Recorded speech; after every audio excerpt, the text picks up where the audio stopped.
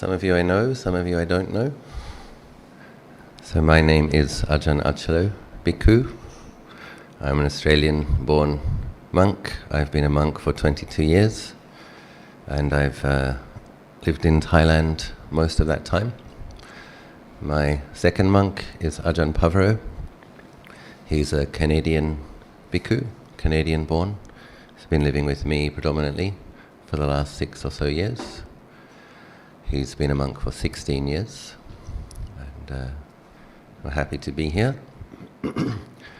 I have no idea what the theme of my talk is, but I'll probably just start and let's see what happens. Luang Por Chah, he encouraged his monks not to plan their talks and to trust in Dhamma and in the sincerity of the people who come to listen and see which way it goes.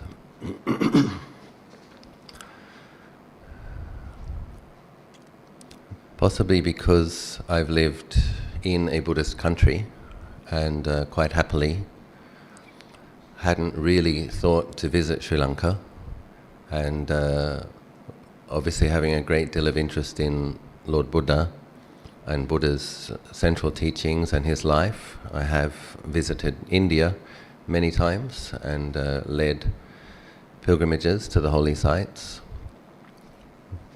On our first evening in Anuradhapura, we were able to go and pay respects at the Sri Mahabodhi tree and meditate under the tree for 2.5 hours. And it was wonderful listening to the Pali chanting in every direction, all around us, and consider. And hadn't really given a lot of thought to Buddhist history in Sri Lanka until this trip.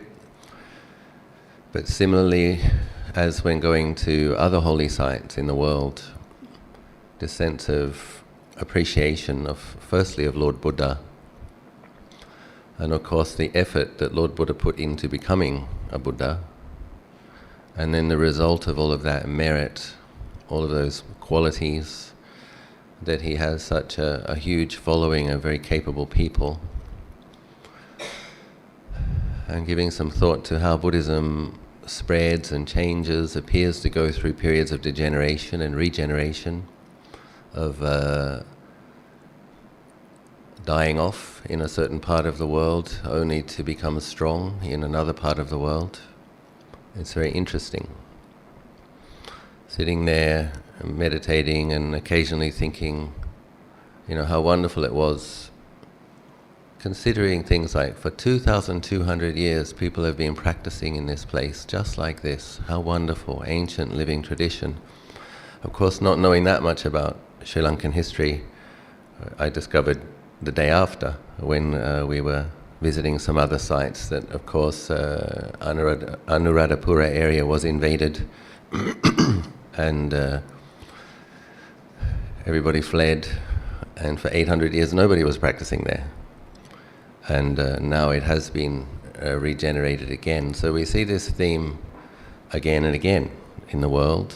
I've visited Ajanta and Ellora caves in Aurangabad in India. Similarly, for about 1,500 years, a thriving Buddhist center, and then all of a sudden, no more. Reclaimed by the jungle. It was an Englishman who went hunting, saw a tiger on top of one of the caves and stumbled across the Ajanta Caves complex quite by accident. And so we see these periods of growth, development, spreading of Buddhism, and then we see conditions change.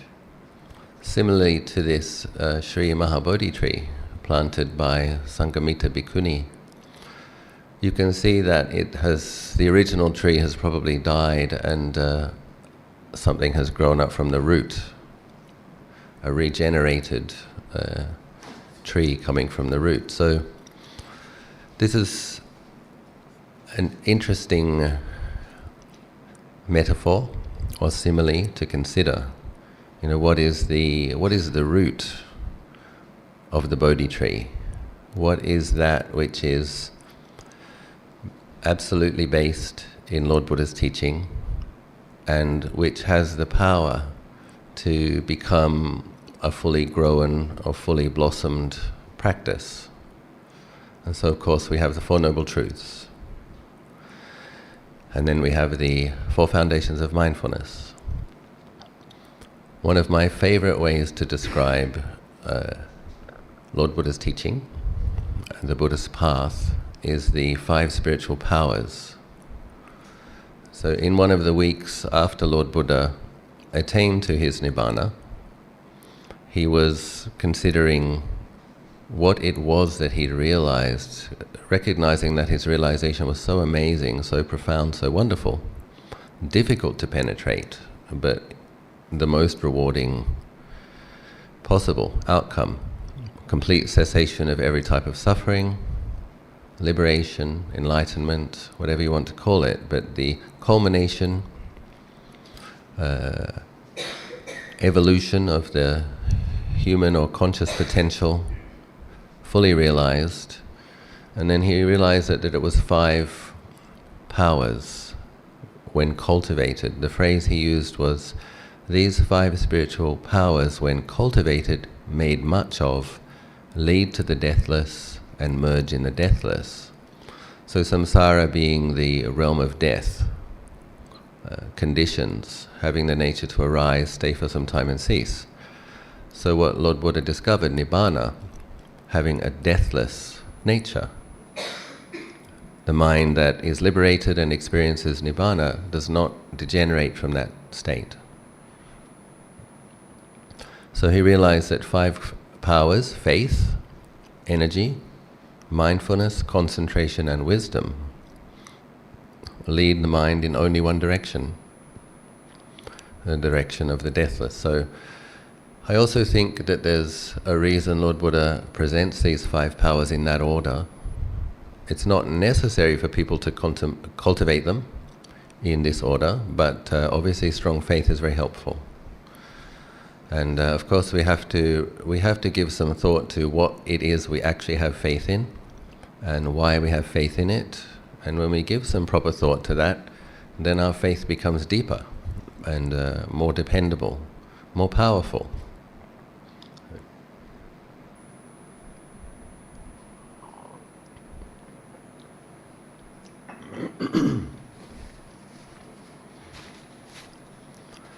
So faith then that as a conscious being we have a potential, and that potential was fully actualized, fully realized, fully demonstrated by Lord Buddha.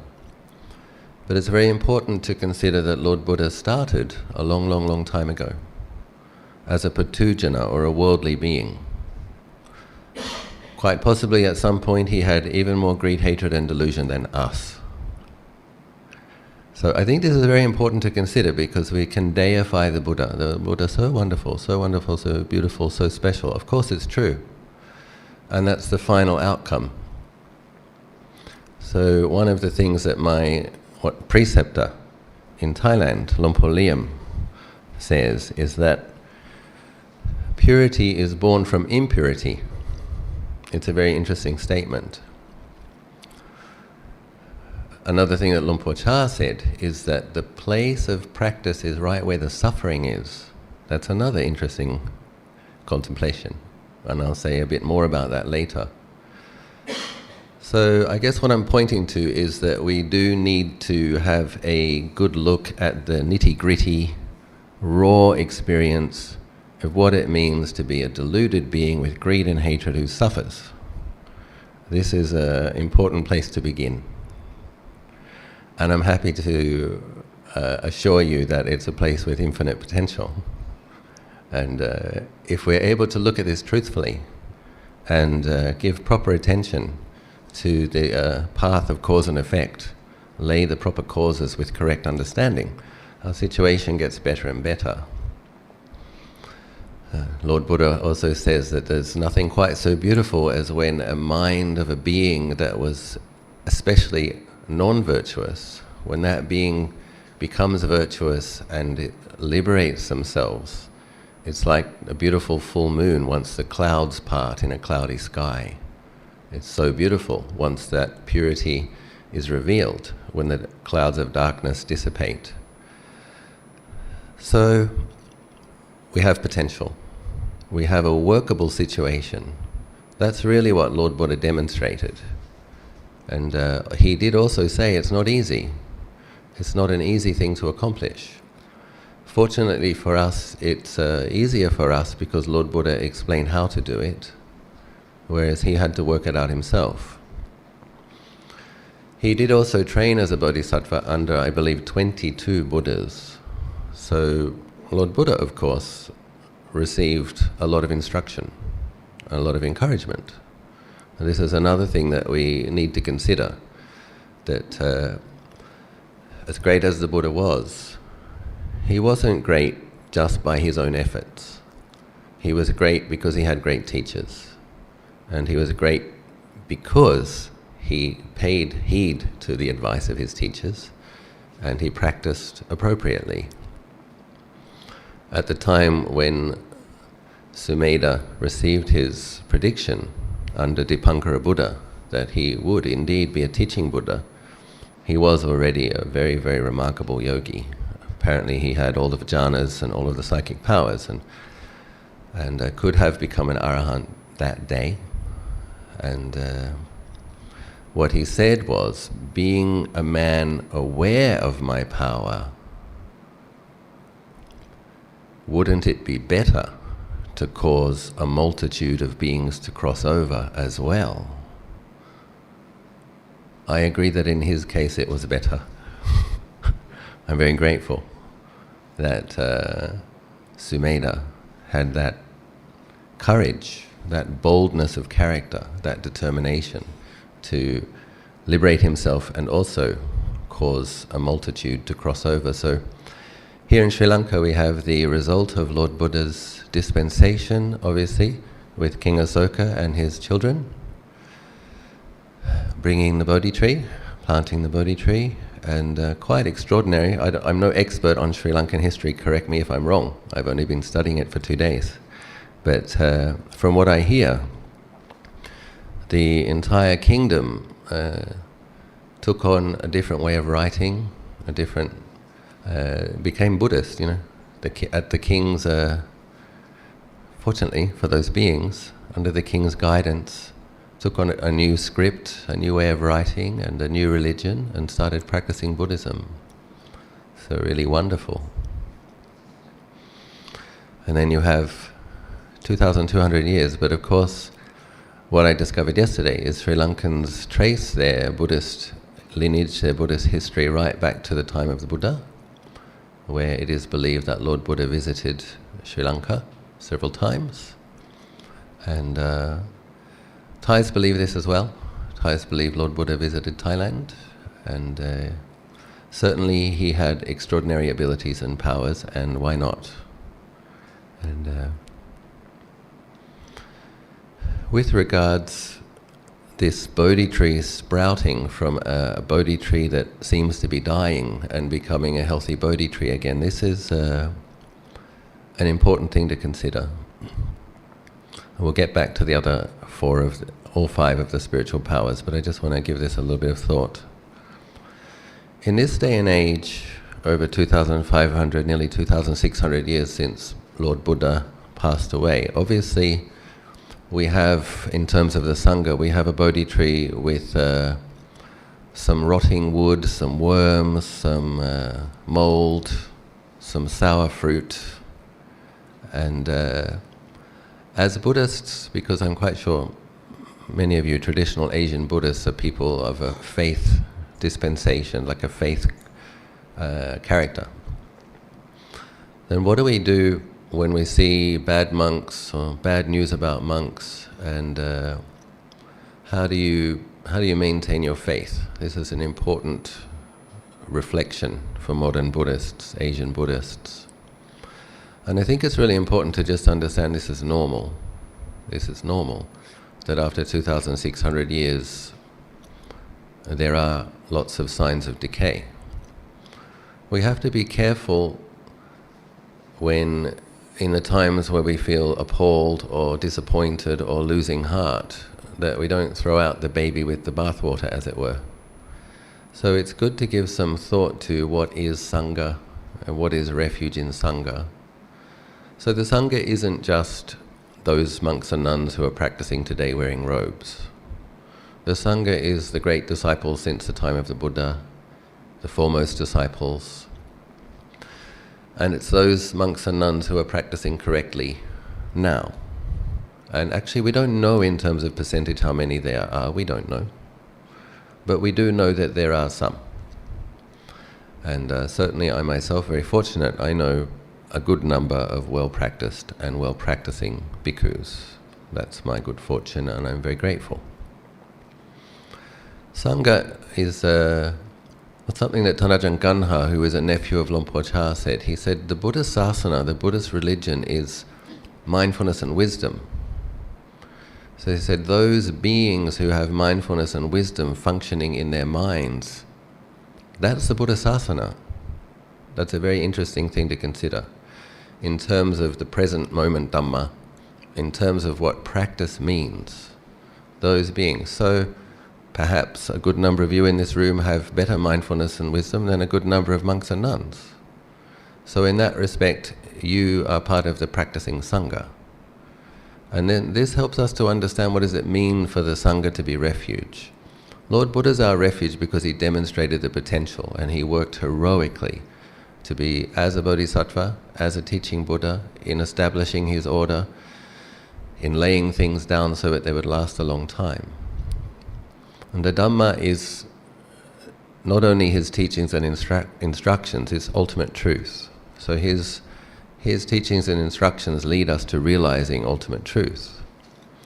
And then the Sangha is those who have practice and those who are practicing well. So one has to understand that if you see something uninspiring and disappointing in the robed members of the Sangha, then it's actually your turn to join the team and practice harder. Don't let the team down. We shouldn't be...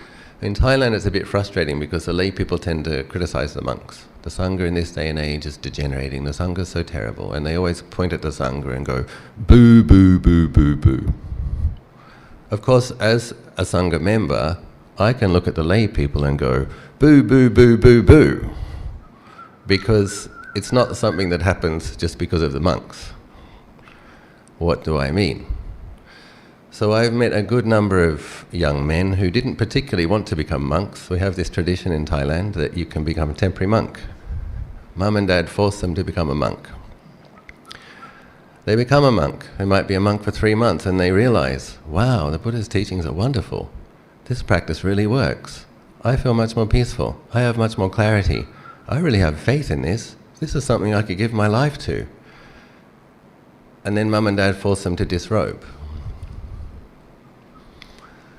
And then it might be the son that nobody wants to marry. It might be the son that didn't get accepted to university. It might be the son that just got off drugs, or it might be the son that got out of jail. That Mum and Dad say, why don't you become a monk? And then we have a situation like we have now, where those who would have been very good leaders, if they were able, became bank managers. And those who perhaps should never have put a robe on, unfortunately did. And who are we going to blame? That's not the monk's fault, is it? Anyway, I'd like to say that because it's good for people to not completely believe their perceptions and challenge their perceptions a little bit. And then the much better question to ask is, what can I do? What can I do as a Buddhist practitioner to help the health of the Buddhasasana? And the obvious answer is to practice yourselves. At least that's what seems to be the obvious answer to me. That, you see, if the monks meet lay people who are well studied and well practiced, this is going to have an effect on their level of shame and conscience. Like, had better behave around these lay people. But also because things are always changing, in this day and age, we have access to more quality translated Buddhist teachings than I think ever before. That's amazing. In this day and age, we also have the potential to be distracted, unfocused, and lazy than ever before, which is unfortunate. So what it comes down to is focus. Maintaining a focus and maintaining a discipline so that these qualities of mindfulness and wisdom become powerful in your mind, and so that you are part of the Buddhasasana and part of the Sangha. So coming back to these 5 spiritual powers, we have faith in Lord Buddha. We have faith in the potential of a human being to eradicate greed, hatred and delusion, and to fully actualize the result of Sila, Samadhi and Panya, training in a threefold training. Then it comes to practice. And here is where mindfulness is incredibly important. And then we need to talk about what we do to generate and sustain mindfulness. So if you can have consistent mindfulness, then this is what's going to give rise to energy, the second of those 5 spiritual powers, good, wholesome, clean, mental energy. Consistent mindfulness and good energy, well, that's what converges into samadhi. Mindfulness and some samadhi, when we pay attention correctly and contemplate wisely, that's what results in true wisdom, penetrative insight into the true nature of things. So if we understand that greed, hatred and delusion are like a dark quality, they darken the mind, and it is in all of our minds, then mindfulness is like clear water that we use to wash away the darkness. It's very, very important. I was talking with I won't mention his name because I don't want to embarrass him, but I was talking to somebody prominent in Sri Lanka just yesterday, and he told me he's in no hurry to go forward. He's going to let other people go forward. He has a duty to do, and he's going to do his duty to serve the Sangha. And I went, no, no, no, no, no. There's no standing still in samsara. There's no standing still in one's practice of Buddhism. If you're not going forward, you will be going backwards. That is my belief. And Tanajananan, and I've experienced that in my own practice. You think, I've been practicing hard, I need a little rest now, I deserve a rest. And it doesn't take long for things to degenerate, slip back somewhat. So Tanajananan, he says, the Eightfold Path is something which is functioning in your mind. It's not what we chant in the Dhammacakka Sutta. Samma sati, samma sankappo, samma vajja. That's part of it. That's the map. That's the directions. Where right intention functions is in your heart. Where right mindfulness occurs is in your body and in the space around your body. Right mindfulness knows a thought is a thought, wholesome is wholesome, neutral is neutral, unwholesome is unwholesome. That's what mindfulness knows. It knows a feeling is a feeling. So we have to generate this clarity, presence of mind. And if we don't, and there's these wonderful analogies in Theravadan Thai forest tradition. See, there's frogs live in holes, and outside of the rainy season they dig themselves into a nice little hole and they kind of sleep there for a long time waiting for the rain. And Tanajan Jandi said that someone who has some samatha but isn't yet truly wise, the villagers come along with a nail at the end of the stick. They stick it in the hole, they pull out the frog, and the frog becomes a frog shrimp chili paste. So he said that's what someone who has some well-being, some samatha, some faith, some sila, some dana, but not yet true penetrative insight, that's the situation we're in. So that when life gets difficult, suppose somebody really hurts you, so suppose somebody really betrays you. It might be your child, looking at lots of middle-aged people in the room, so it might be one of your kids. It might be a partner. Okay, that's when you get to see How is your mindfulness? How is your commitment to metta? You see, when we feel hurt, we feel justified in being angry. When we feel justified in being angry, we feel justified in saying terrible things, doing terrible things. And then we make a lot of terrible karma. Similarly with passions. Maybe you meet somebody that finally, this is the one, really the one. And if your mindfulness isn't strong, you'll believe that thought, that feeling, that fantasy, and you just have to be with them, because this is true love, the true love I always wanted. And of course, if you act on it, you could destroy your relationship and upset the members of your family, and not long afterwards you realize actually it's not true love after all. It was a fantasy. So mindfulness is important. We need mindfulness is what gives us a sense of perspective. Thoughts are thoughts, feelings are feelings. They arise, they stay for some time, they cease. Everybody has some mindfulness, but most people have what we would call weak mindfulness, fuzzy mindfulness, cloudy mindfulness. So it's like this kind of mindfulness can help you drive your car, can help you put on your shoes, but when you meet with a real challenge, weak mindfulness isn't enough to restrain you from acting unskillfully, speaking unskillfully. So we need to see the danger in samsara. And if you see signs of degeneration in the Sangha, then you better, what do they say in Australia? Pull your finger out. You better start running for the finish line, because if you can't depend on others to lead you, I'm sure you can, I'm sure there are good monks, but in general, if it looks like you might not be able to depend on others, well then you better depend on yourself. So how do you make your spiritual practice powerful? How do you make it an energetic practice? Basically it comes down to daily commitment. A daily commitment which is absolutely unnegotiable. This is what it has to translate as.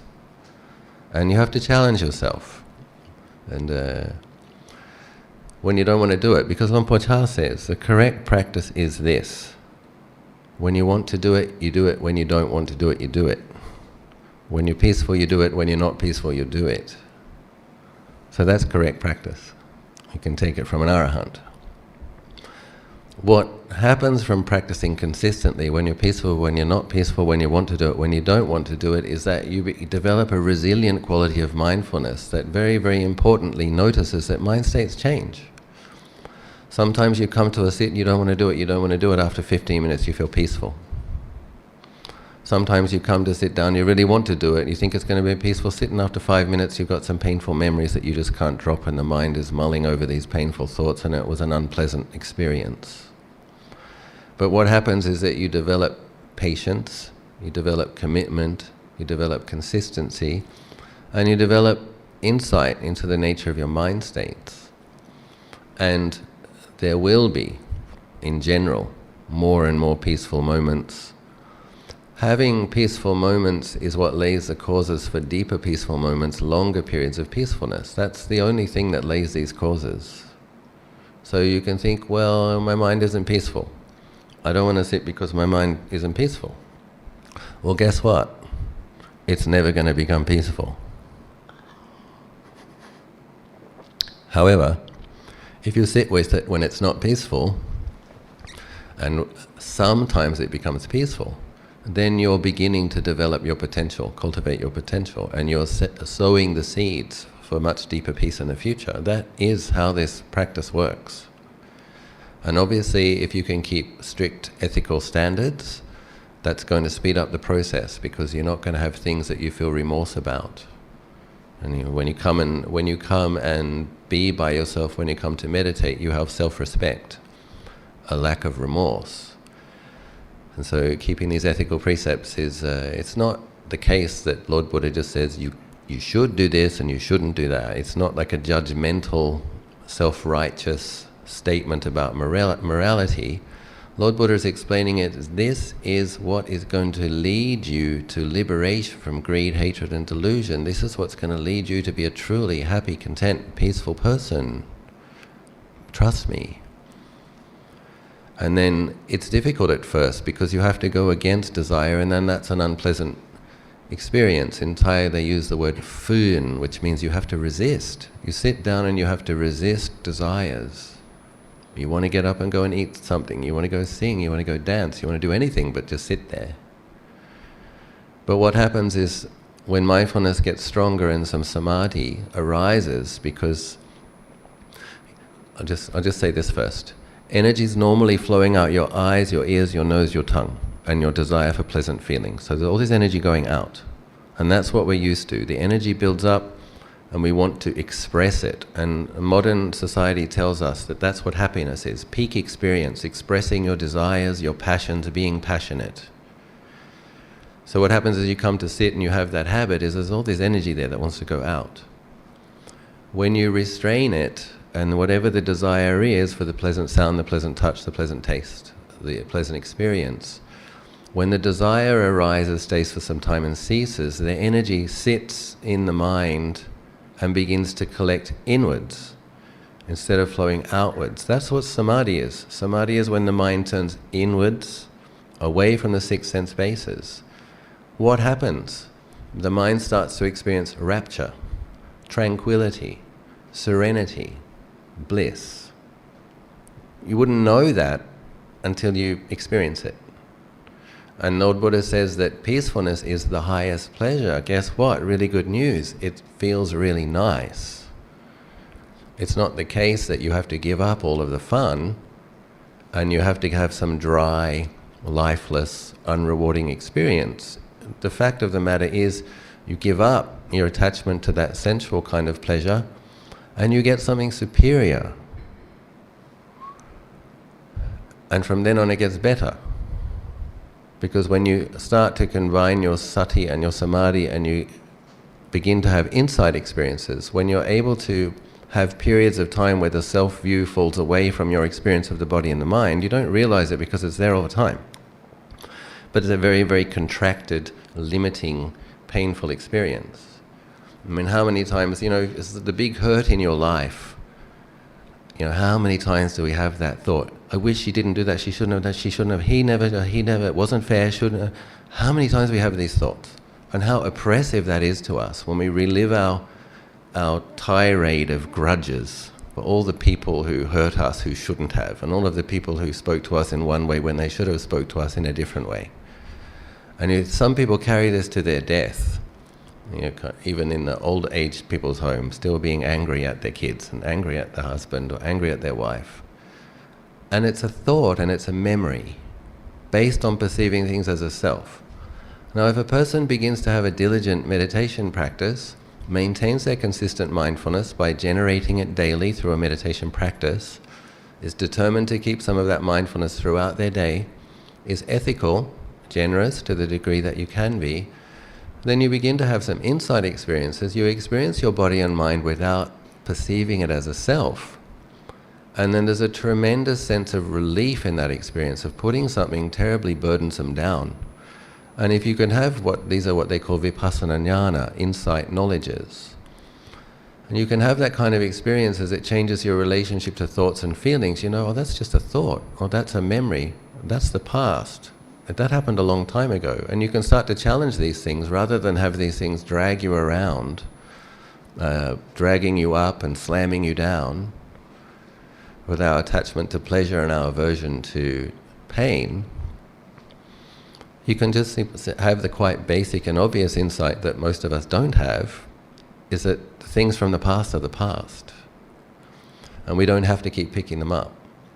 And that if we're able to truly abide in the present, and just be with the breath and see a thought as a thought and not pick it up and not believe the feelings, or if there is a feeling, be aware of it as a feeling, aware of it changing, staying for some time, ceasing, then you can experience a great deal of contentment. And then practices like forgiveness become not difficult. Forgive the past, put it down, it's a gift to yourself. What a tremendous gift to yourself not to have to carry around grudge or anger. And mind that has some mindfulness and some energy, some samadhi and some wisdom, is able to do that. Is able to see a mindset as a mind state, see that it's painful, consider ways to let it go. Oh, I can practice forgiveness. Oh, I can just see this as a past. Oh, I can just put this down. And is able to, at least for periods of time. And then you begin to experience what it's like to have a trained mind, rather than a mind that's dragged around by greed, hatred, and delusion. So this Buddhist practice is truly powerful. And we're talking about 5 powers. In faith in Lord Buddha, very important to have faith in your potential. So if there's something in you that says, I can't do this, you have to challenge that. So actually you can.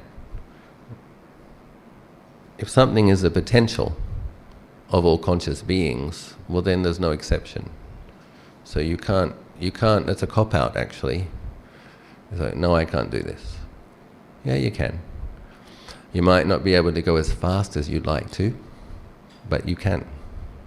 And Ajahn Jayasara used to say when I was a junior monk, I don't care if my disciples run or walk or crawl, so long as they're making some efforts and going ahead to some degree. And that is really what it comes down to. If you can't run, then walk. If you can't walk, then crawl. But we do need to be making efforts consistently. So how does that translate? I said to this man yesterday, please begin a 10-minute meditation per day and be committed to doing it every day. I'm sure most people here are doing more than that, but if your daily meditation practice is a half an hour, if it's 20 minutes, increase to 25. It's a half an hour, increase to 40. If it's 40, increase to an hour. If your life's too busy, if you can't do 1 hour all at once, do 2 sessions instead of 1. If you're already doing 2 sessions, please increase it to 3. I'm often saying this to my Malaysian students, that before they die, I want them to be meditating morning, afternoon, and evening every day, because that's what makes mindfulness dependable, resilient, and consistent.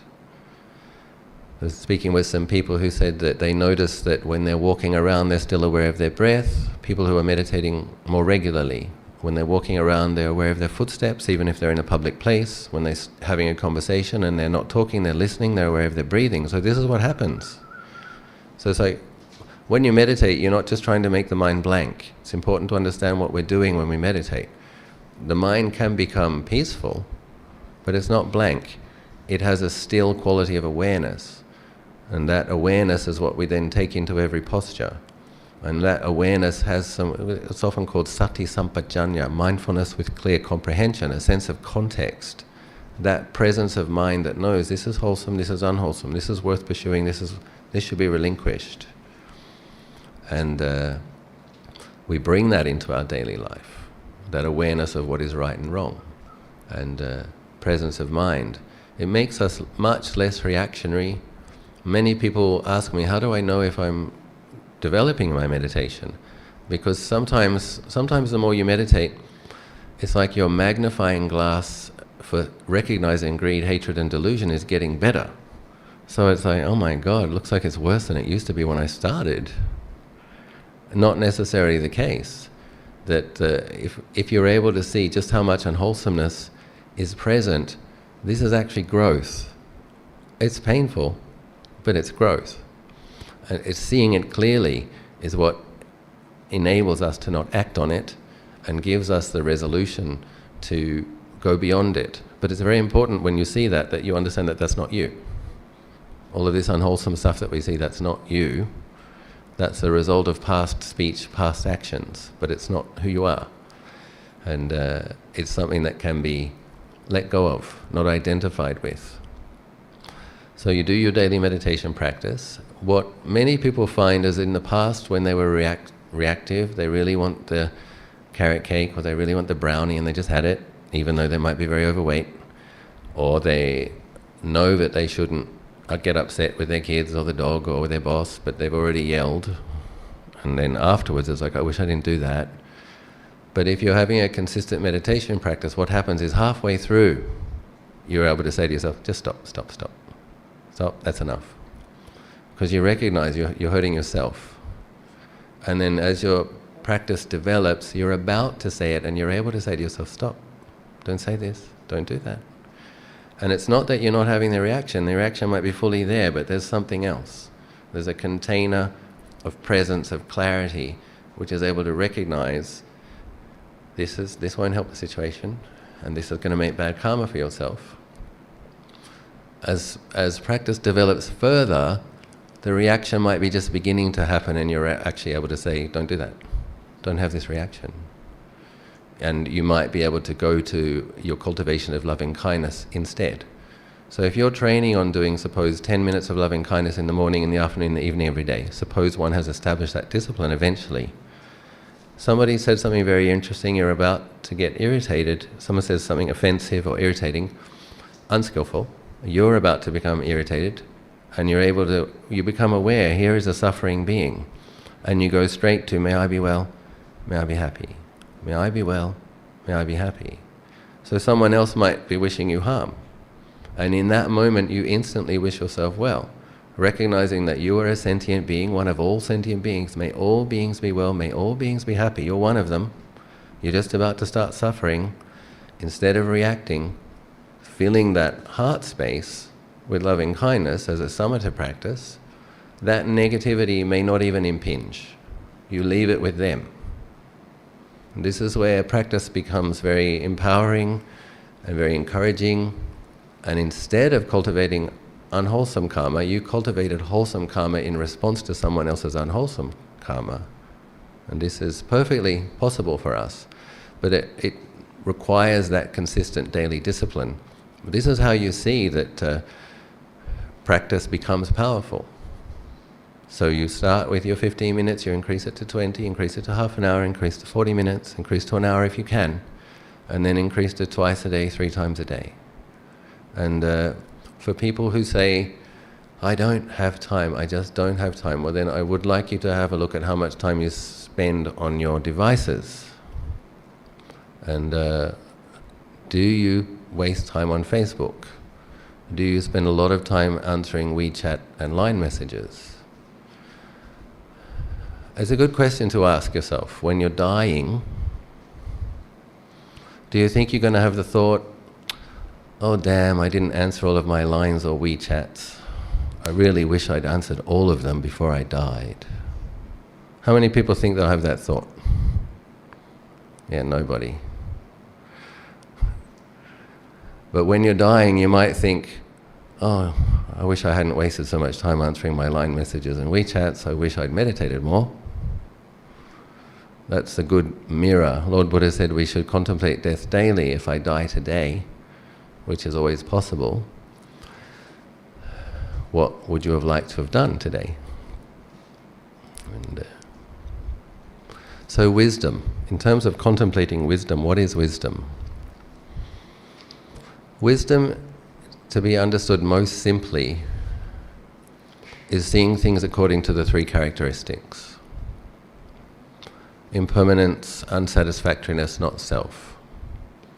So we have wise ways of thinking. That's one type of wisdom. But in terms of the wisdom that will liberate you, in terms of the wisdom that chips away of the delusion of thinking that you're a self, which is the real cause of the problem, then how do you cultivate this?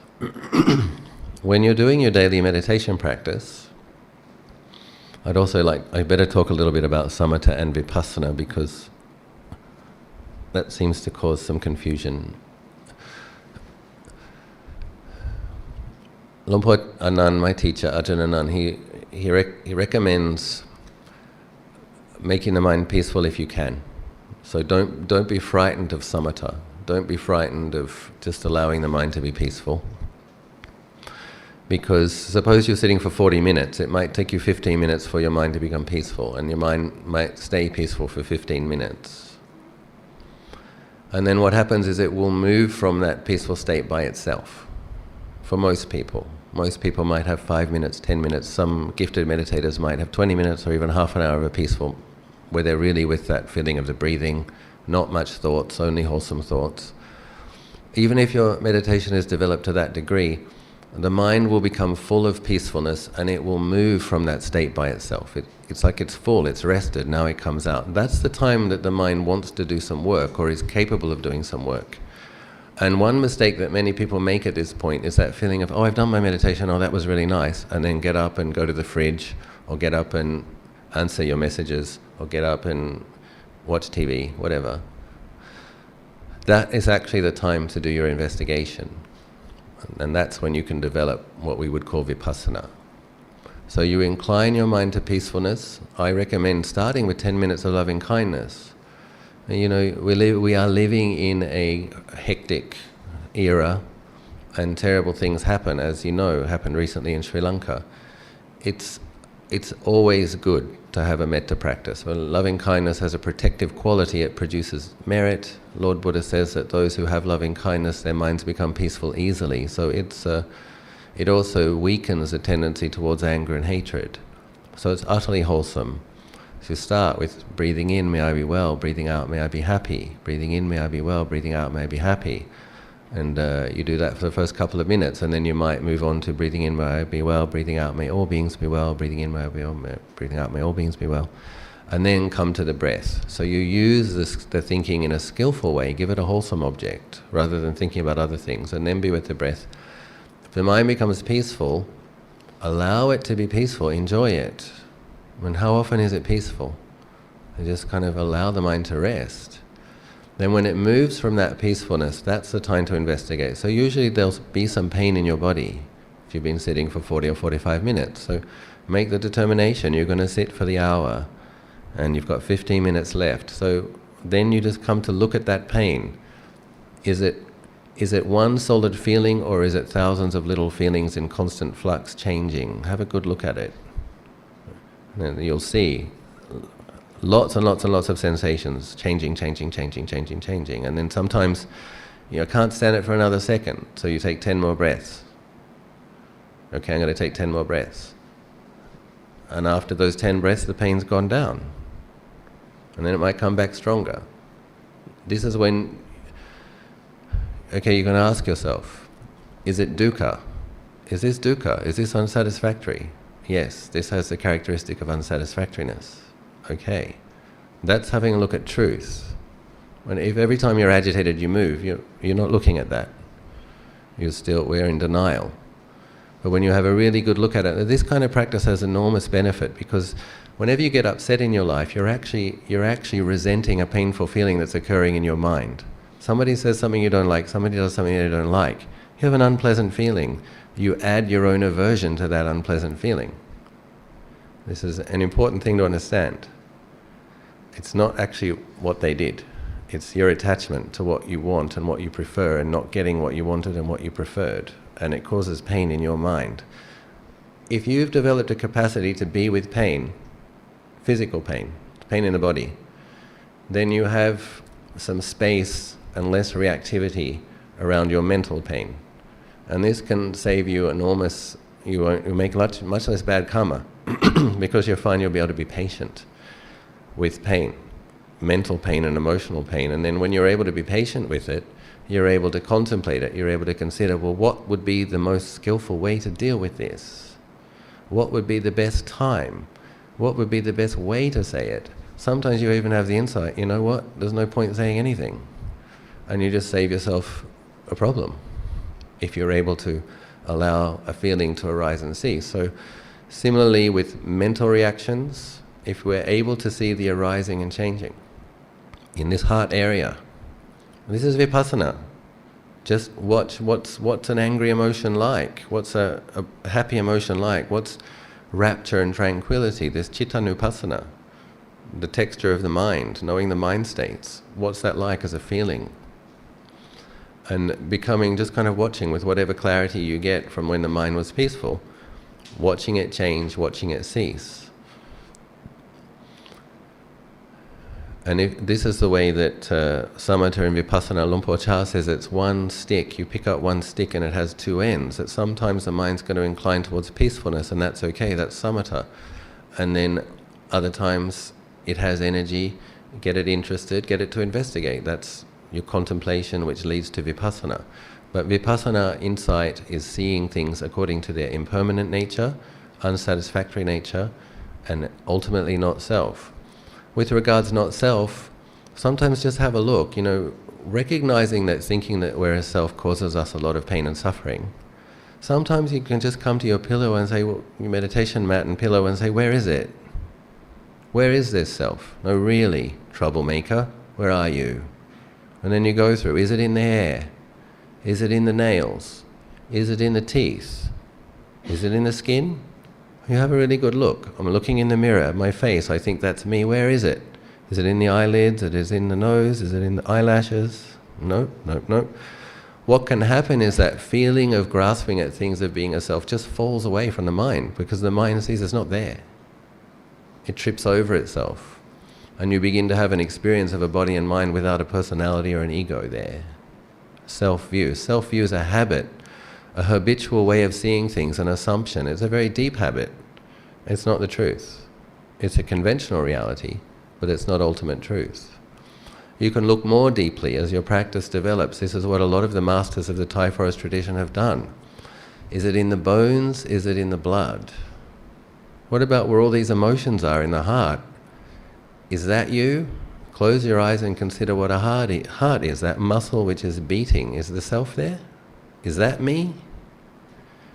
And what you realize is, no, it's not anywhere actually. It's a combination of all of these things which we then perceive as a self, and we add this to experience. And we have to keep taking it off experience. And our attachment to it gets less and less. So I've been talking for nearly an hour. 5 spiritual powers. Faith, you already have faith. It has to translate into faith and confidence in your potential. It has to translate into an energetic practice. That's what gives rise to energy, is making the effort. You have to make the effort consistently. Sometimes training for a marathon, for example, when you're not yet fit, when you're training, it hurts. Once a marathon runner is fit, then they can run the marathon, they're in the zone.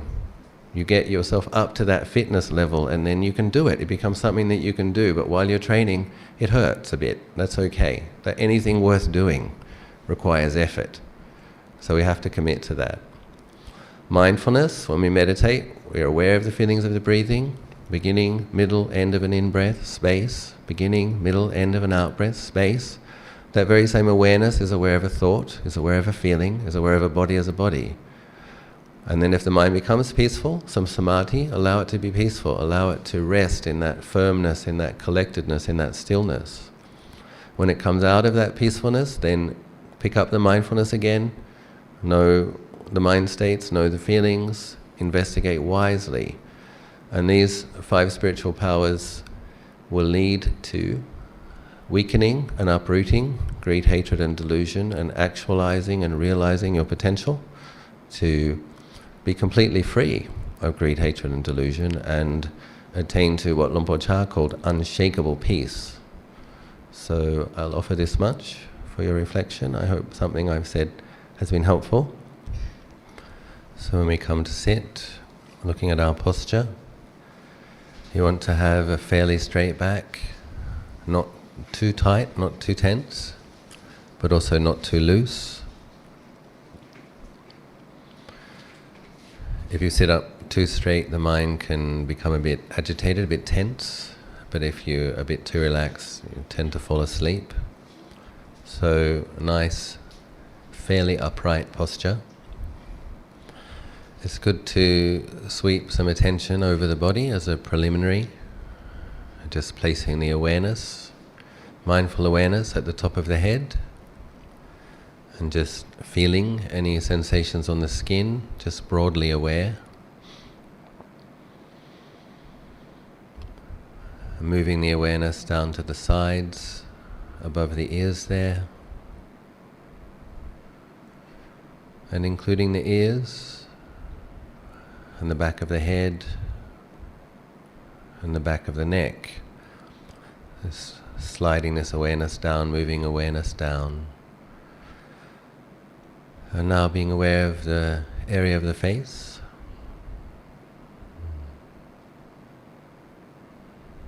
Just aware of any feelings, sometimes little itches, tingles, even numbness. Just knowing feelings. And moving this awareness down the front of the neck, around the back of the neck. And now bringing mindful awareness to know the area of the shoulders, And just checking if there's any tension in that area. And consciously relaxing.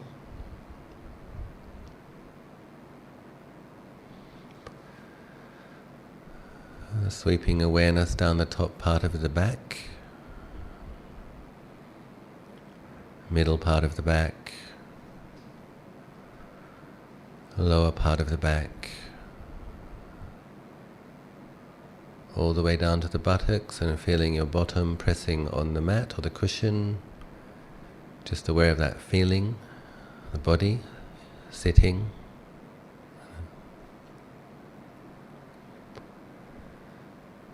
Bringing awareness back up to the top of the shoulders.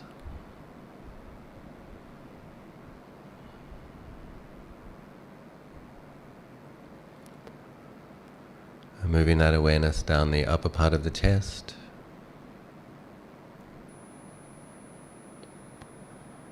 Down over the chest. Over the abdomen. Over the groin, and once again feeling the body sitting.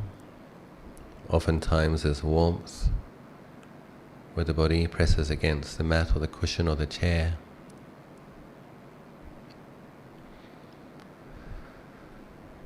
Coming to the right shoulder. And moving awareness down the upper arm of the right arm. Over the elbow,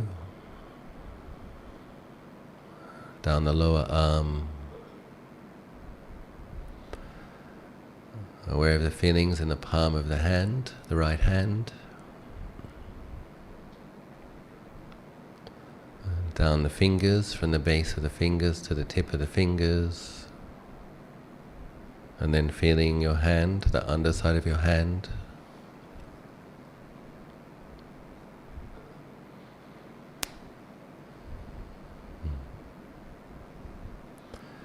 And then moving the awareness to the left shoulder.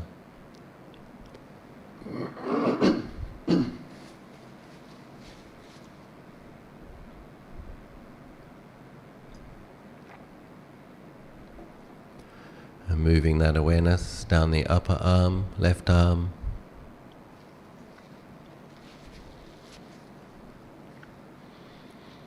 Elbow.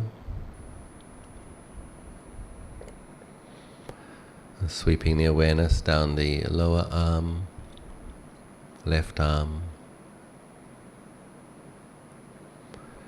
Feeling any sensations in the palm of the left arm, left hand. Awareness of feelings from the base of the fingers to the tip.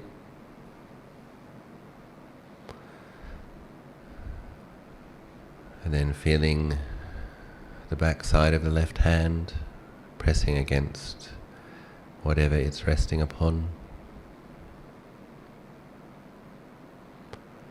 And moving the awareness to the feeling of the bottom pressing against the mat or the chair. Sweeping awareness down the right leg, upper leg, down to the knee area, front of the knee, behind the knee. Sweeping that awareness down over the shin area, front of the lower right leg, and then over the calf muscle area, from the back of the knee to the ankle.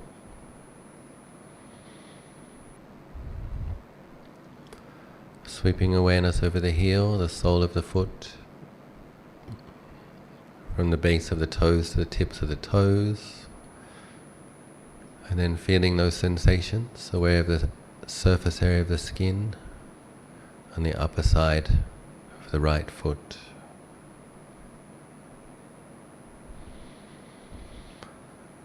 Gently bringing awareness back to the left side of the bottom. And once again sweeping that awareness from the top part of the leg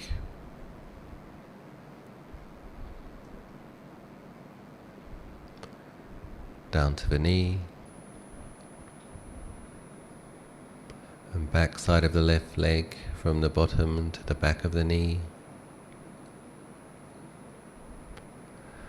front of the knee down to the ankle, from behind the left knee down over the calf muscle,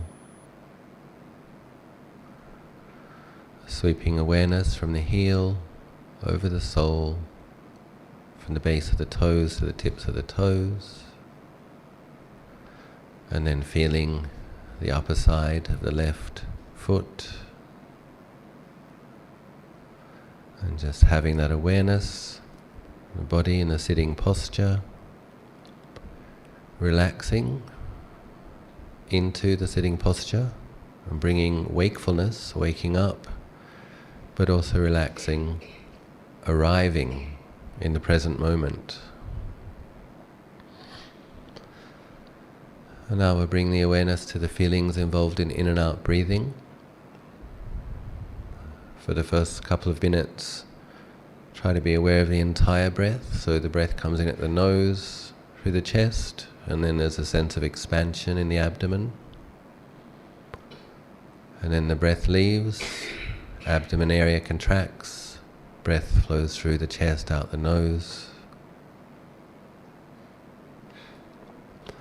So simply knowing these feelings as they are of the natural breathing, nose, chest, abdomen, abdomen, chest, nose.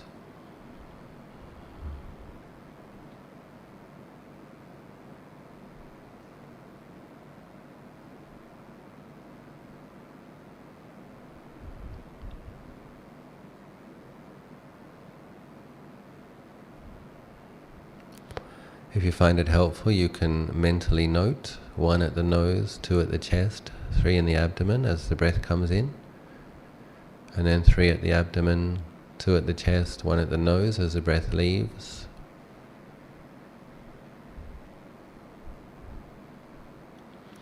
Oftentimes we have a lot of thought energy, it's quite normal, so when you give the mind a task, it helps restrain the thinking. Just aware of those feelings, all of the feelings involved in and out breathing. 1, 2, 3. Nose, chest, abdomen. 3, 2, 1. Abdomen, chest, nose.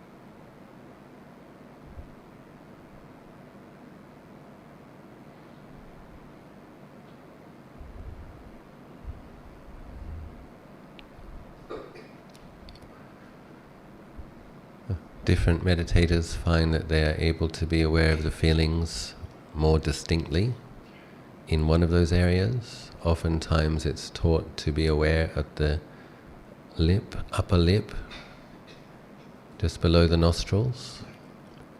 For some people it's easier to be aware of the breathing in the abdomen area. In the Burmese tradition, people are practicing noting rising and falling in the abdomen area. Other people it's more distinct in the chest area. So you choose where is the area where you can feel the breath most consistently, most distinctly. And then from now try to be aware, still being aware of the beginning, middle and end of an in-breath, beginning, middle and end of an out-breath, but in a more localized area, and just choosing to be aware of the breath in that area. In the Thai tradition we use the word Buddho. It's called a Parikamma, similar to a mantra. It's a way of using the thinking mind. It helps restrain thought. So breathing in, we recite the syllable gently in the mind, But, and breathing out, Do. It helps us to be with the meditation task. The Buddha, awakened, illuminated, enlightened, awake, aware. So this word Buddho, many wonderful connotations, also a positive affirmation as to our potential. Very beautiful to consider the qualities of Buddha and the enlightened mind. Breathing in Bud, breathing out Do. Just knowing the feelings involved with breathing, natural breathing, aware of one in-breath, aware of one out-breath.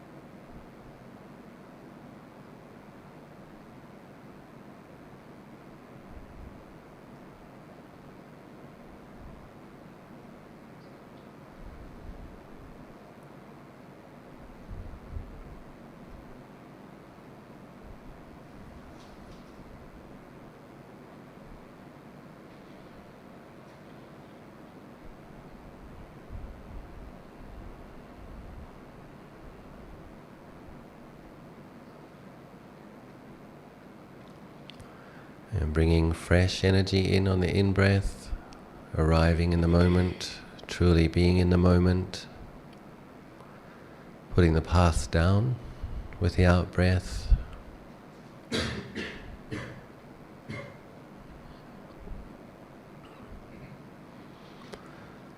One challenge many people have in meditation is that there's a lot of thought, and people get disheartened.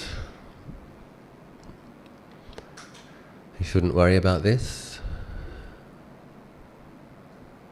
Have to learn to relate to thoughts with a different attitude.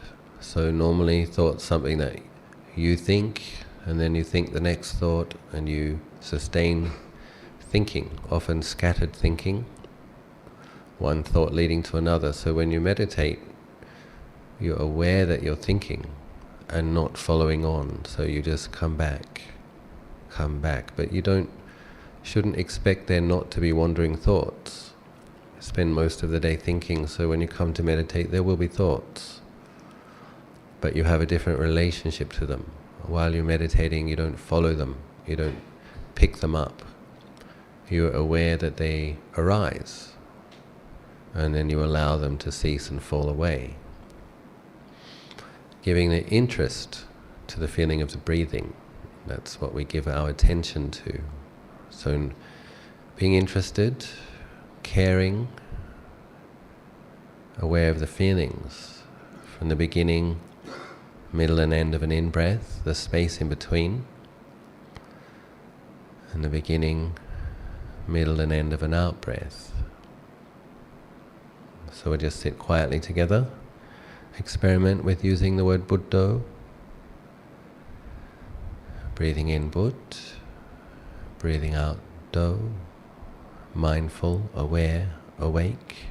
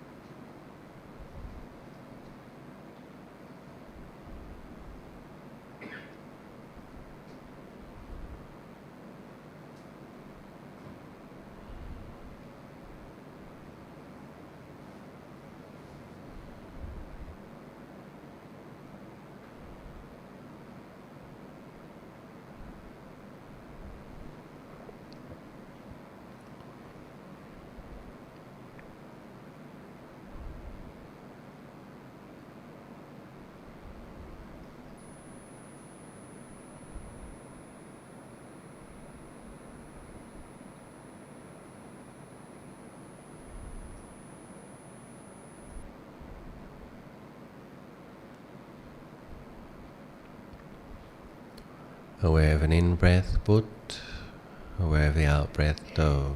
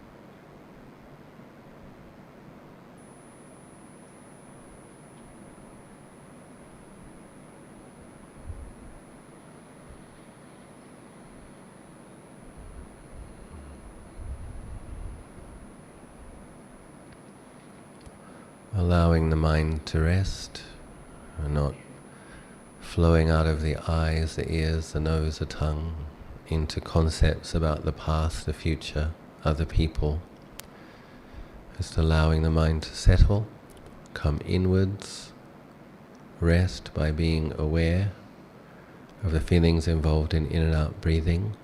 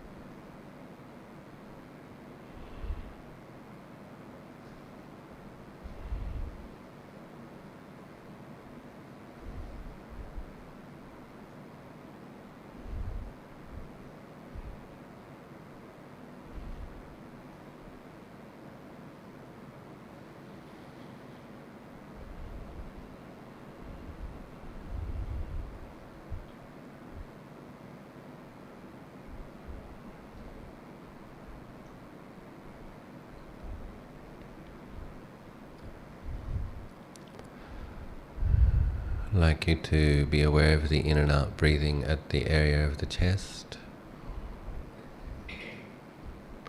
Just aware of the breath coming in and leaving that area.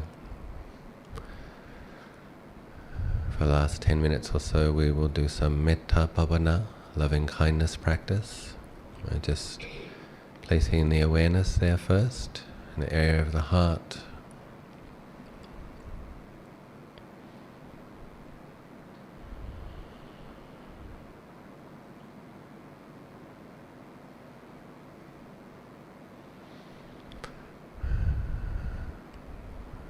We can use the awareness of breathing in conjunction with the metta bhavana.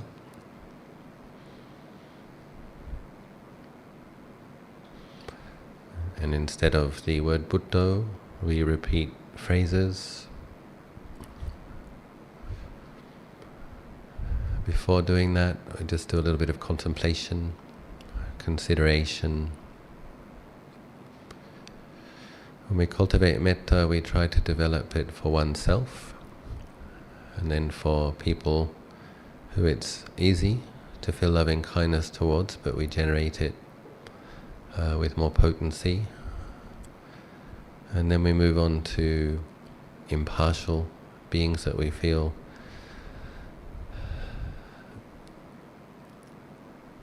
somewhat indifferent to. And finally we include the difficult beings. It's important that we be able to hold loving kindness in the center of this body-mind phenomena that conventionally we refer to as oneself.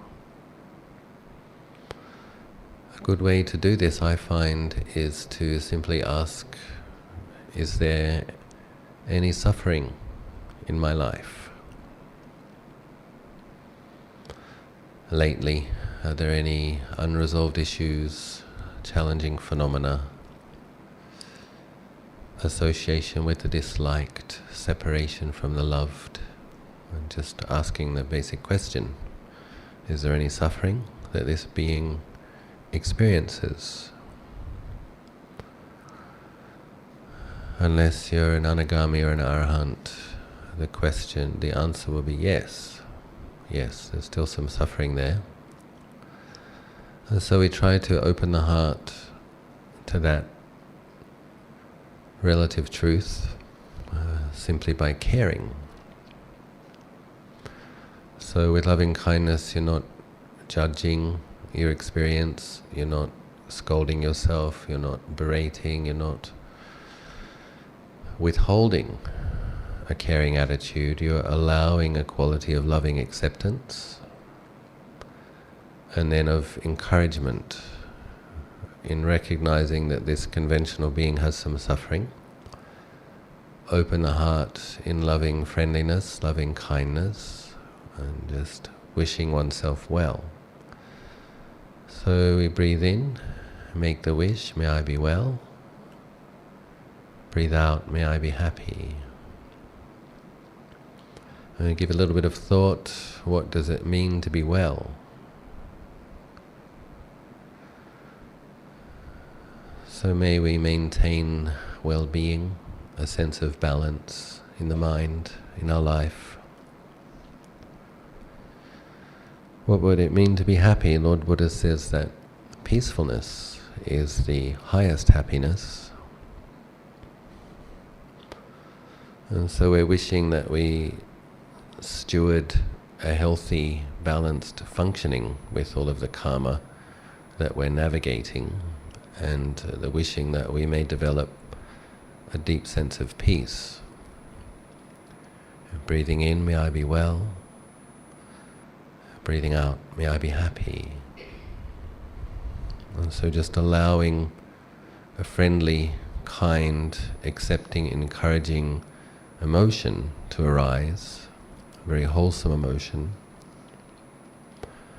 in conjunction with the breath, and feel that chest area, and bathing this warm, loving feeling into your own conscious experience.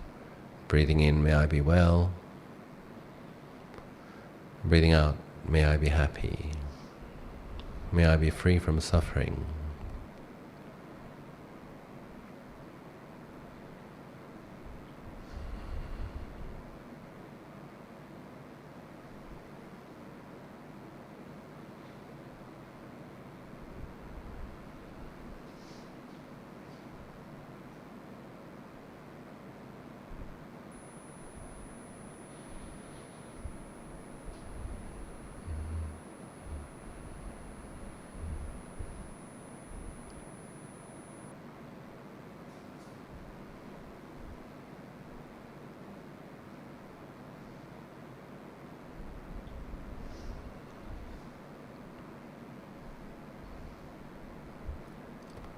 So often we judge, comment on our own reactions, our own attachments, our own delusion.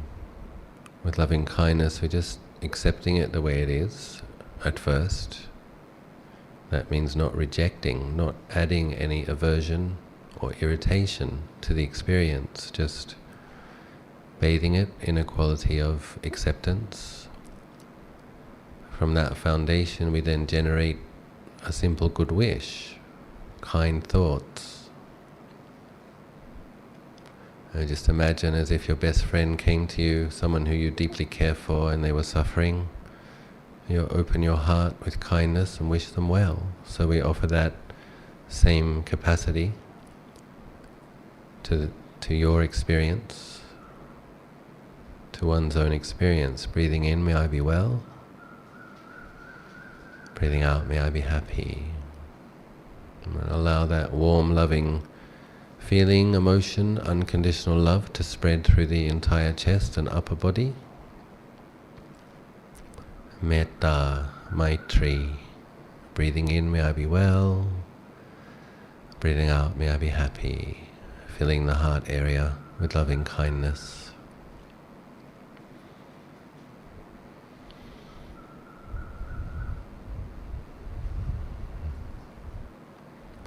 And now think of one other person who you'd like to share loving kindness towards. It could be a parent or a teacher, somebody, a best friend, somebody for whom it's easy to have a kind regard for. And breathing in, may I be well. Breathing out, seeing this person smiling and simply wishing them well. Breathing out, may this person be well, be happy.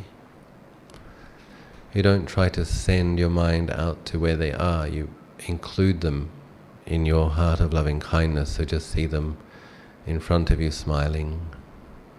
Breathing in, may I be well, the warmth of loving kindness radiating inwardly. Breathing out, may this other person be well, be happy, including another being in the heart of loving kindness.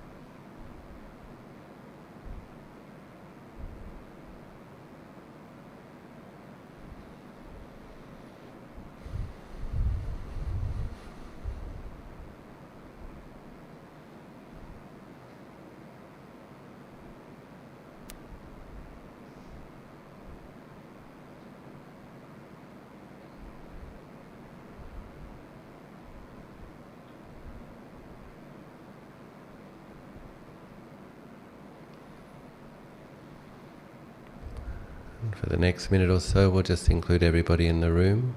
And breathing in, may I be well, may I be happy. And breathing out, may everybody at Arana today be well, be happy.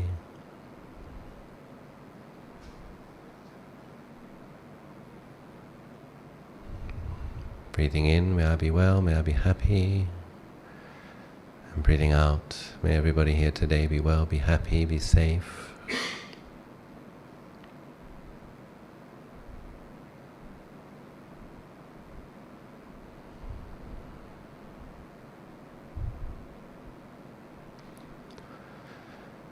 Breathing in, may I be well, may I be happy, may I steadily sow the causes to be free from suffering. And breathing out, wishing the same thing for your Dhamma friends. May we all grow in mindfulness, concentration, wisdom, insight, deep peace.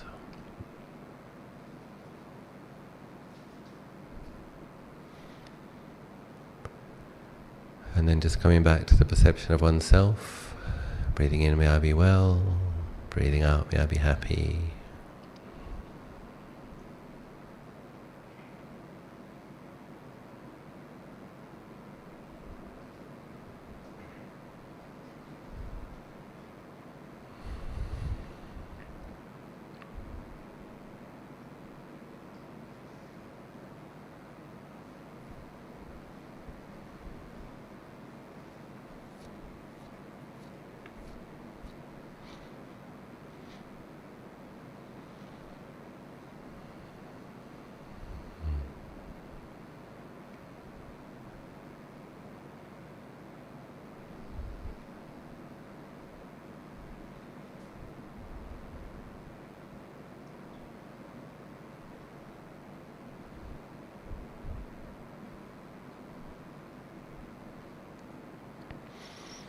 And just spend the last 2 or 3 minutes with breath meditation again. Aware of the feeling of the in-breath at your preferred area to observe. And knowing the feelings of the in-breath, and knowing the feelings of the out-breath, moment by moment as they arise. Stay for some time, cease.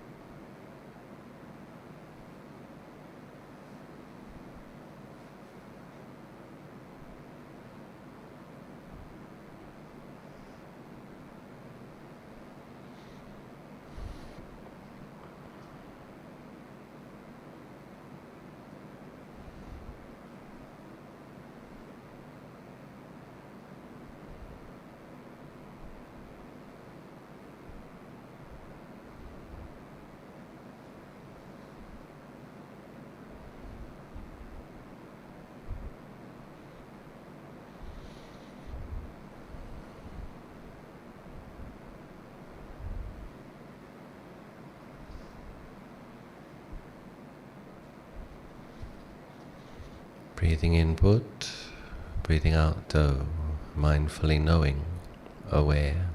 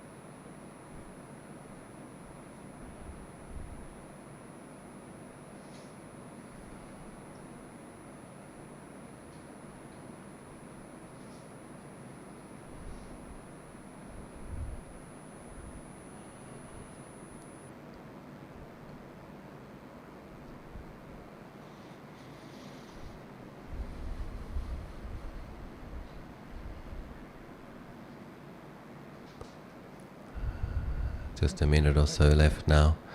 If you're aware of somebody that could benefit from some merit, meditating, listening to Dhamma generates punya, you can transfer merit, dedicate merit, share merit, make a dedication, the merit that has arisen from this contemplation and practice. We share with some other beings. May they be well, may they be happy, may they rejoice.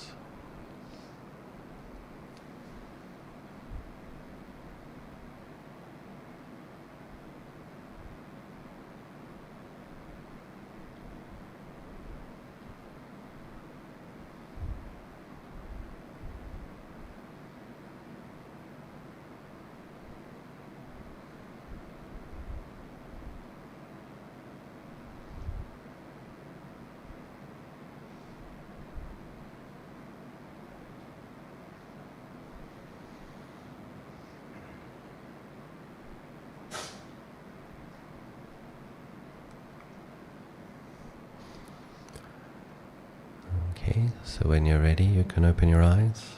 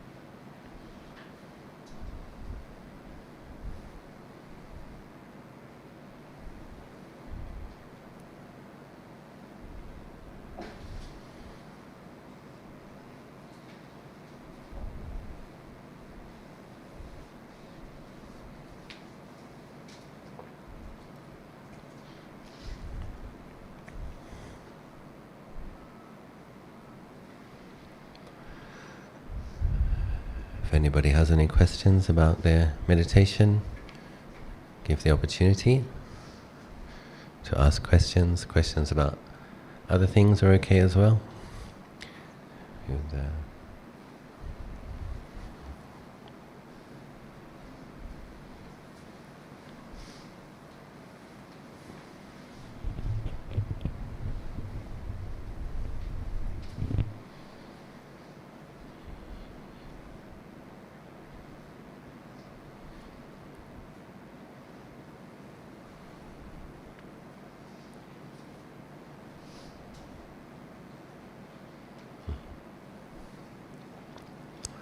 In general, it's a good sign after the meditation when everybody's quiet and sitting still. So you made some good effort. Very good.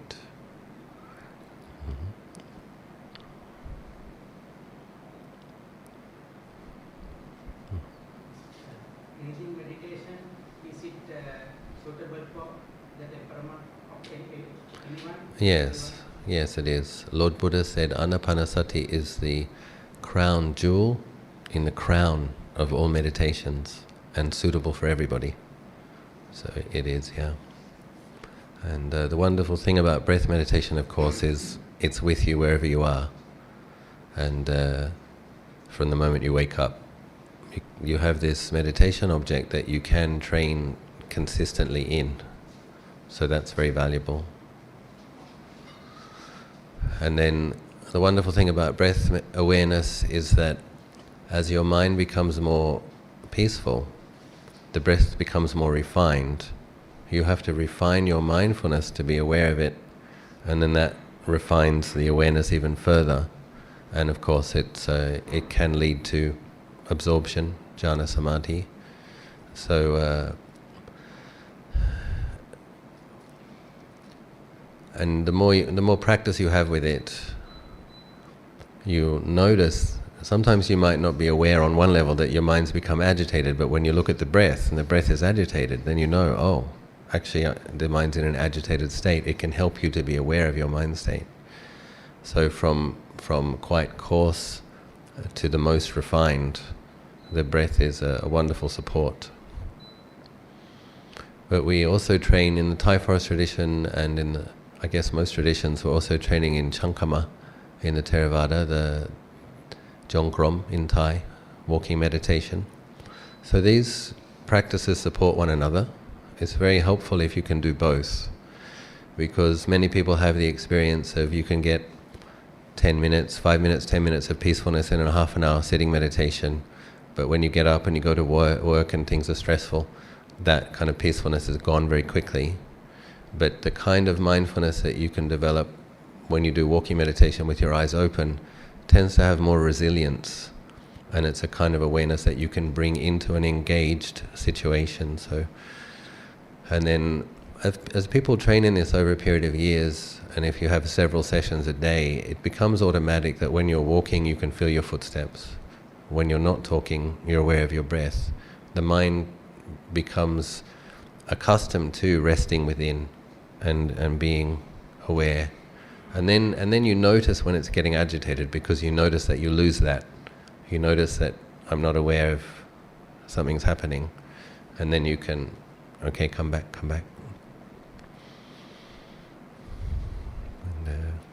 And also training in other meditations, but using the breath. So when we did the metta bhavana just now, a loving kindness practice, you're not trying to be aware of the refined feelings of the breathing, but you're basically aware of when you're breathing in and basically aware when you're breathing out.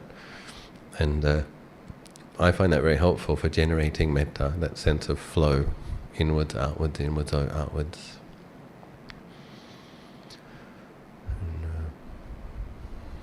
We also do with body contemplation, death contemplation. You can use the breath, and it will help you to know that you're with your contemplation, because if you start metta and it becomes sexual fantasy, for example, you'll lose that feeling of the breath as the mind runs away with its fantasy.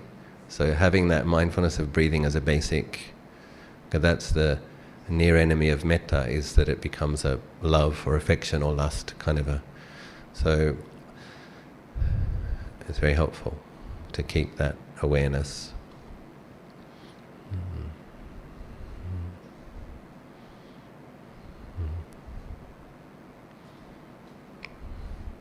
I think the metta practice is very, very helpful, because you consider the way we suffer because of praise and blame. A lot of the suffering of a human being is that sense of those who should have loved us didn't love us as much as they should have. And that's a very painful experience. And it's very normal, because human beings do tend to be selfish at times. And it's kind of a selfish age as well, a kind of hedonistic, sensual, materialistic age. So people are not at their most thoughtful in this particular era. But if you can cultivate loving kindness for yourself, a lot of what the suffering is not feeling loved.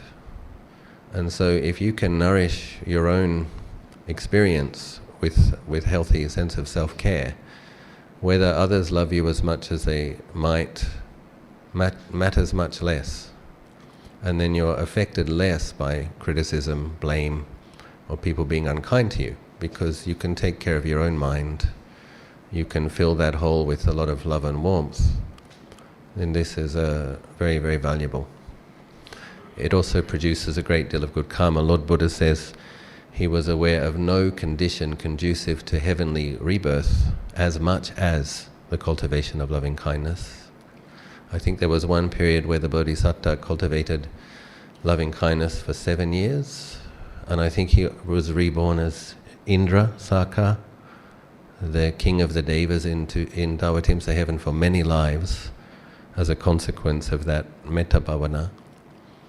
So it just points to the fact that it's an extremely wholesome, powerful energy that has a very upward tendency. So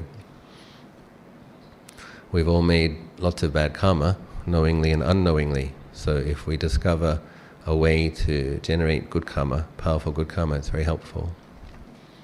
And I think also when you're dying, and if you have some painful feelings in the body and mind, if you're capable of having loving kindness at that time, very, very, very helpful. Just wishing yourself well.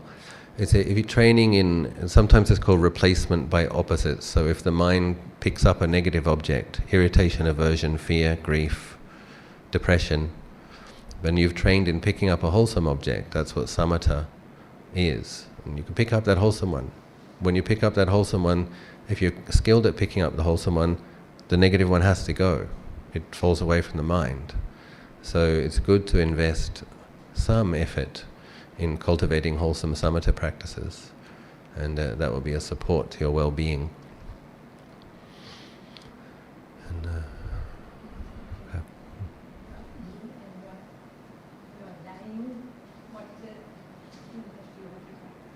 yeah, so you have this good practice, skillful practice in Sri Lanka, your merit book. You write down your good deeds. This is very helpful. It's very helpful because sometimes we forget, over a period of a lifetime, forget all the good things that you did. And you don't recollect the good things that you did in order to be proud or arrogant. I made more merit than other people.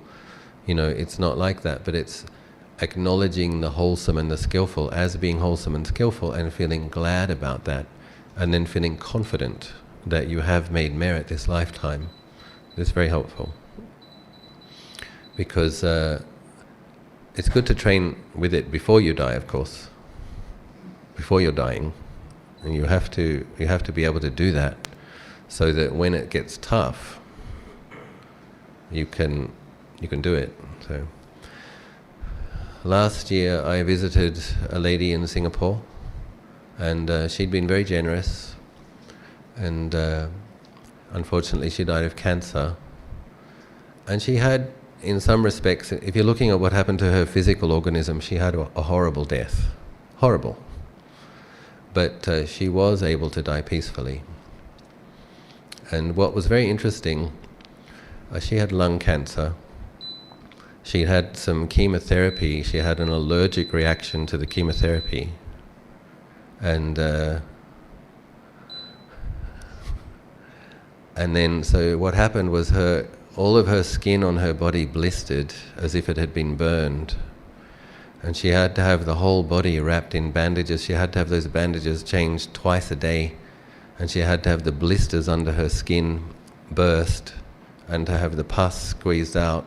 And she had to, while the skin grew back, meanwhile the chemotherapy was unsuccessful and the cancer continued to spread.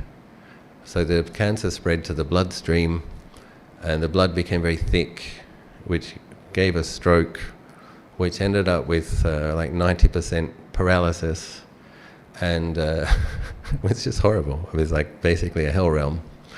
And what was interesting was that because she was a meditator, she was a strict vegetarian, she practiced yoga, she was a meditator, she'd made great merit, and she had faith in the Sangha. So although she'd had this terrible, terrible experience, she couldn't even swallow, she couldn't speak, but she could nod her head and she could lift one arm. That was what was left of. I went in to see her. She'd been ignoring everyone's questions, and I went in. I won't say her name because her family want me to keep it private, but I said her name. She opened her eyes and she looked at me. And I asked her, "Are you scared?" She's like, "No." Very good. So what was very interesting was that some people think, what's the result of good practice going to be? For me, that's the result of good practice. There's a presence of mind. And her biggest issue at that time was that she wanted to go quickly. So there's some aversion to the experience. But there wasn't fear of what came next. And so then what I did was remind her of the good things she'd done and ask her to keep recollecting that and to visualize it, imagine it as being like a ball of white light, the energy of punya, and to have confidence in this. And then her friends wanted to chant for her. They were crying and they were touching her, and I let them do that for one day. I was there for 4 days. On the second day I said, "You're not doing this anymore. Do you really think it's helpful?" I say, you are crying because someone you love is dying. You love this person because they helped you, essentially. Do you think it's helpful to hold on to them and fill their body and mind with your grief? Stop it. Sometimes we have to have tough love, the monks, you know. They said, you come in here and you put loving kindness into her heart, into her mind, you be grateful. You demonstrate your gratitude by caring for her and sending love into her mind and wishing her well. And if you need to cry, you go outside. And they did listen to me. And then we started to chant for her. We chanted 3 times a day. The last time, I had a feeling she didn't want to chant. I had a feeling she was okay. I said, do you want us to chant for you? And she's like, no. She's like, no more chanting. And I said, well, the problem is your relatives want to chant with you, so you just note hearing, you just ignore us. But when it's time to go, you just go. And apparently, I know some monks with some special abilities, and she was reborn as a Tushita Deva. So it's possible to have what many would consider an inauspicious, horrible death and have a positive outcome. But there were many things still present in her mind. I say this is a result of generating mindfulness and being consistent with your mindfulness practices, that even when it's really, really bad, there's still mindfulness. And another value of having teachers who you respect is that even your whole experience is miserable.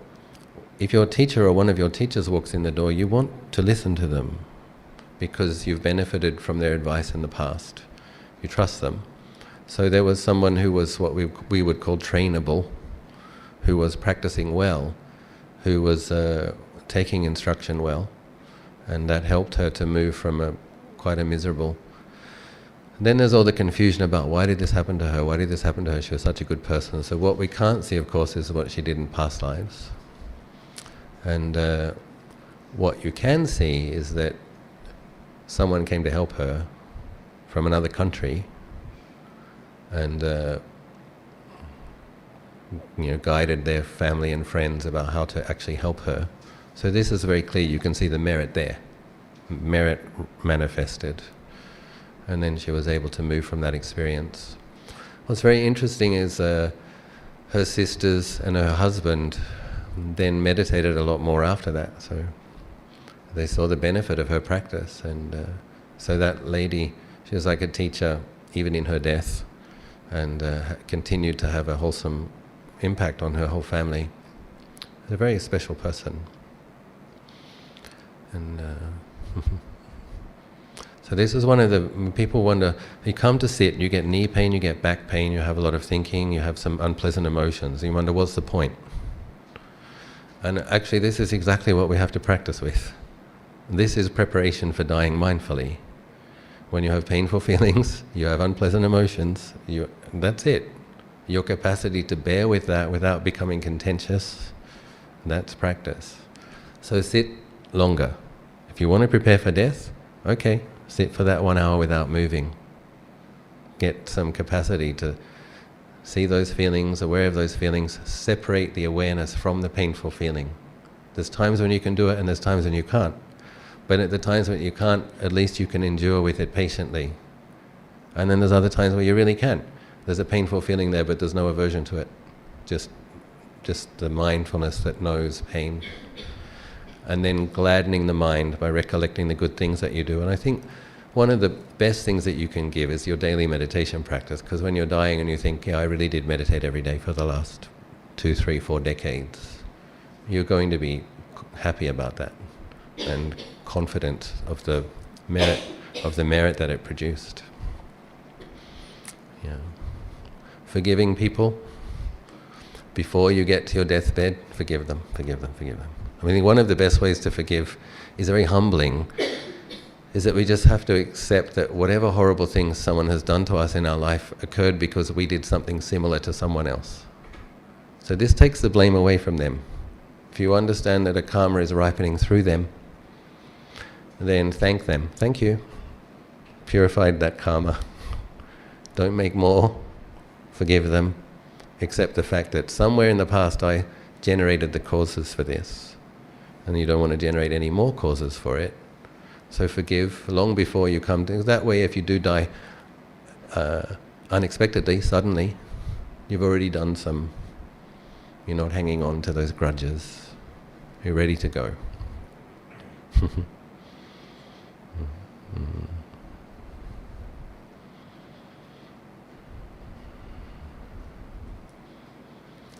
They balance each other, the metta bhavana and the awareness of death. They're very good balancing practices.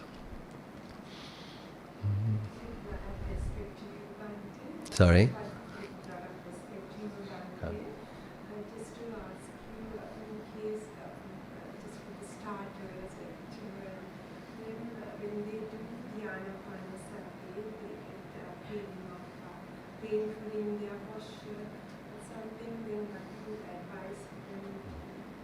Yeah, so I think it's good to increase slowly over time. So I don't think one necessarily has to start with 1 hour. And if you can, it's good. But if you can't, if there's a lot of pain and a lot of resistance, then start with 20 minutes. And then normally what happens is once you see the benefit of your meditation practice, you want to do it more. So this is the importance of consistency. So if you're really doing it every day, and that's very important. So if you're going to do less, at least do it every day. And then after a month or two, you should see there is more clarity. There is less reactivity. And a capacity to reflect on one's experience with less reactivity. Then you say, yeah, that's really valuable. So increase it to half an hour. And then what's happening during that time is you're getting more familiar with the posture and it's hurting less. And your body needs to get used to the meditation posture as well. So having these kind of pillows, I think, is very helpful to prop up the back a little bit. And then once you've got it to half an hour, what you'll probably find is it can take 15 or 20 minutes to get peaceful, and then half an hour, it seems like a shame to end it. So if that's the result, it normally is the result that if you have a daily half an hour meditation practice, after about 6 months, you're getting 10 minutes of peacefulness in that half an hour, but it might take 15 or 20 minutes for the mind to be peaceful. So then it's like, okay, well, allow yourself to enjoy the peacefulness, sit for a bit longer, but to be gently increasing the effort. But the commitment to the daily practice is important. So a minimum of 20, and then within a year or two, try to get it up to 45. And then I think you'll see the benefit very clearly if you can do that. So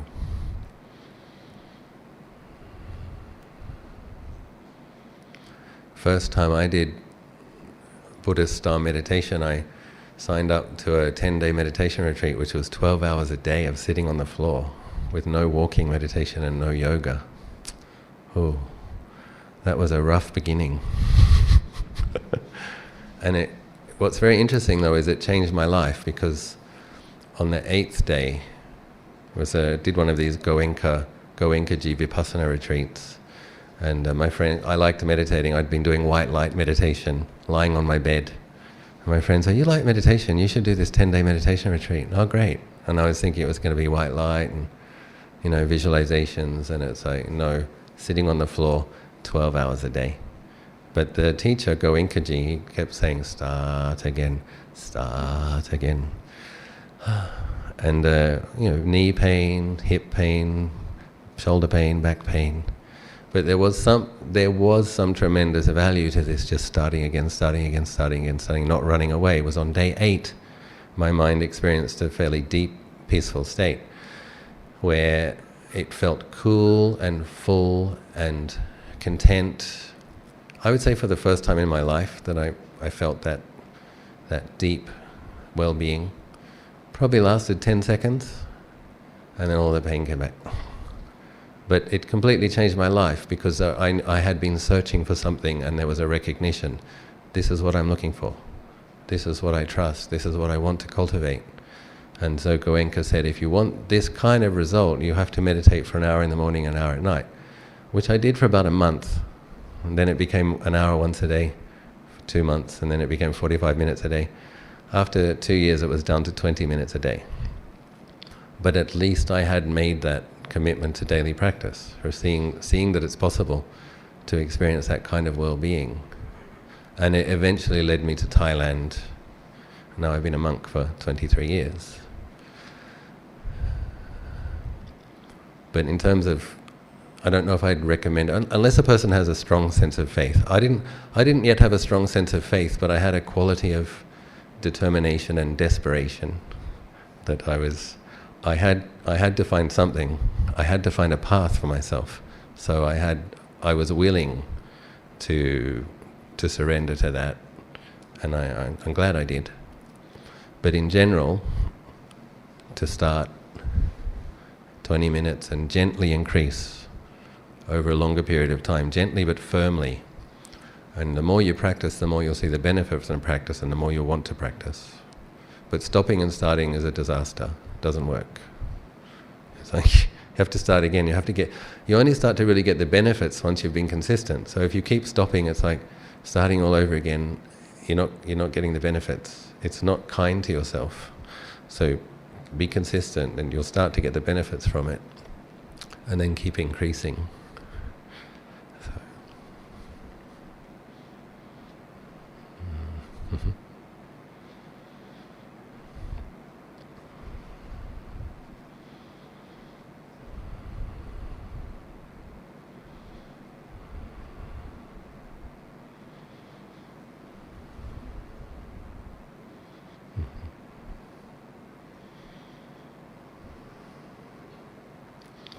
I bought some CDs of MP3 Dhamma talks and meditations, and I also bought some blessed amulets.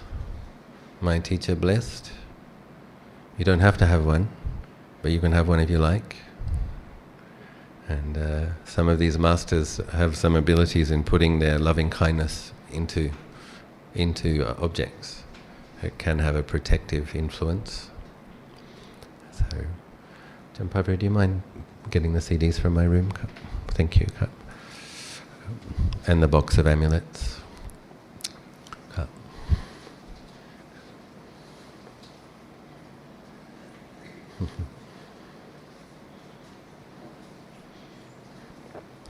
Ajahn Pabra and I were very impressed with the Ruwan Wela Saya stupa. It's a very difficult word to say. But we weren't expecting it to be so big and really beautiful. Prabhat was very kind. He got us in before opening hours, so we went in at 4 o'clock in the morning, 2 mornings in a row.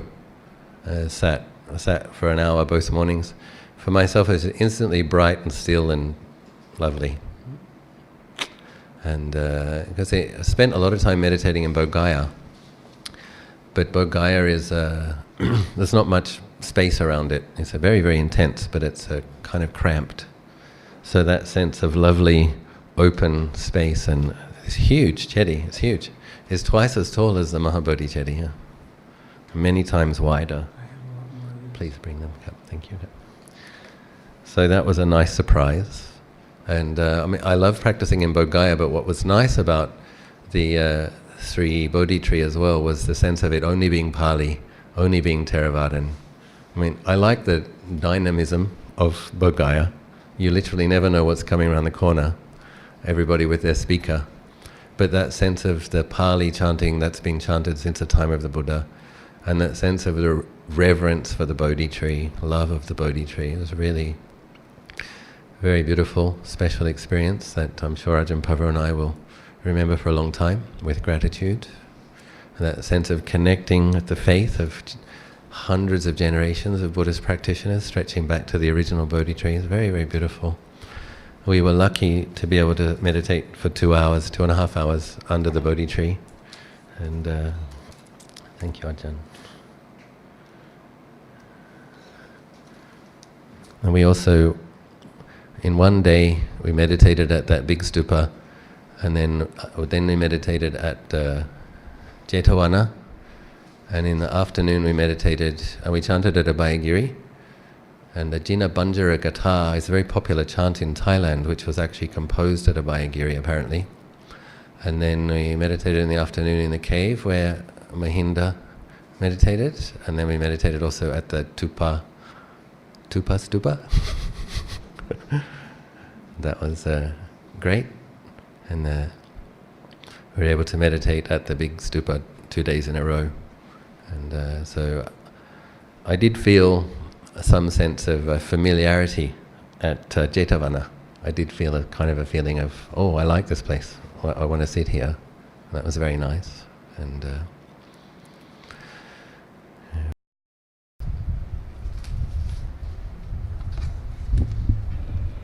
I've been supervising the construction of a chedi in Thailand, and getting many of these things blessed to put inside the chedi. Were actually put inside 300,000, but I kept aside a few hundred to give to friends.